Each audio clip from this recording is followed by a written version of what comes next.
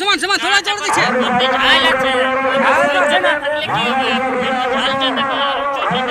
ও ঢুকা দিত না ছাড়ে দেন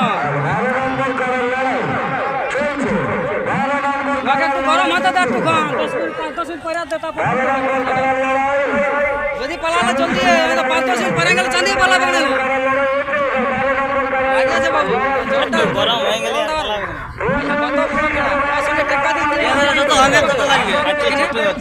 ছোট কারণ যাচ্ছে নাই এবার হাঁটু করে দিলে মারবে তলে মাথা থেকে কি আছে যাবে